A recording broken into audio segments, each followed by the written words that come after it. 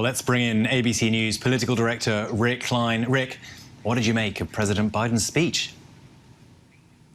James, a big moment in the presidency, a soaring rhetoric and a clear delineation in his mind of what side you're going to end up on. But I think the catch in this is going to be what the progress is. He returns to Washington tonight without having changed any of the realities that have set in around this for the better part of a year. Democrats don't have the votes, the 50 votes that it would take to change the Senate rules. Therefore, this legislation remains stalled. So even as we hurtle toward a vote, it remains something of a foregone conclusion, and it's going to be a bitter disappointment to lots of people who are rooting for Joe Biden to succeed to see that result.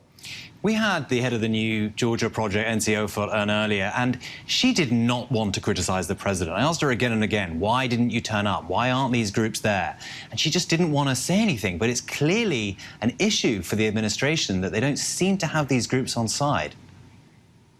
These are the groups that want him to succeed. They want to see this legislation passed, but they are frustrated by the lack of progress, and they are recognizing also that the time for speeches has almost certainly passed. We're maybe about 5 or 6 weeks away from the first votes being cast in primaries in the 2022 midterms. States have already, for the most part, put in their new boundaries around redistricting. The time to change the laws was last year, when states like Georgia, Texas, and 17 other states made those changes and made more restrictive voting access. The federal situation has always been you need to have all the Democrats together to unite to vote. And nothing that Joe Biden said tonight changed that math. And I think those civil rights groups, again, they're on the side of the president, they're on the side of Democrats, but they are very cognizant of the perceptions of frustration and stalling on this legislation, and they don't want to see more speeches. They were as adamant as you can be, stay in Washington, or maybe go to West Virginia and to Arizona, to the home states of the senators that are on the fence. Rick, you know, I can tell you as a foreigner watching U.S. politics, the impression that everyone has around the world is that this is a country completely divided, that it's really difficult to get sides talking to one another. But it seems that even within the Democratic Party there are divisions. Is there any shot Democrats can come together to get rid of the filibuster? It would seem, despite Biden's speech today, they just don't have the votes.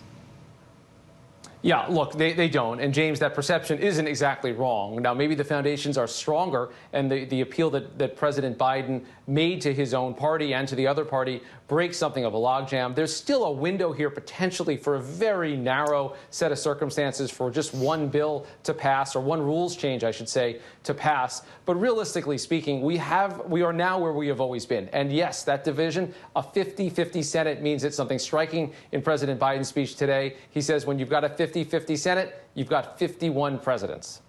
There has been a lot of criticism leveled at the administration that they tried really hard on infrastructure, and it doesn't seem that they're trying that hard on these issues of election reform. But, you know, it's an existential issue, isn't it, for the Republican Party to kind of give up the idea that they could just sort of give up these rules. There are conservative movements around the world that won't give up on election reform because it means that they somehow will be changing the rules of the game, fixing a game which will be harder to win in the future. It just seems like such an uphill battle. It would seem the president does face this battle to get election reform done. How possible is it that he can? And if he can't, how bad is that going into these midterms? I think you're right, James. And there's actually two different battles that are going on here. One is to change election laws, and Republicans don't want to see the federal government take that over in any way, shape, or form. The other is the filibuster, which is a power that the minority uses to block legislation. And that is the Republican situation now. The most effective thing they can do in Washington is to use that filibuster. As for the consequences for President Biden, look, he is stuck with the same situation that he had at the beginning of this day, the beginning of this year, the beginning of last year. And those kind of losses, that kind of frustration adds up. The base is already a little bit less motivated maybe than the opposition is, and I think this is likely to go down as another loss. Always a possibility, but the best that the White House can say is at least they gave it a shot. Rick Klein, as ever, thank you so much. Thank you, James.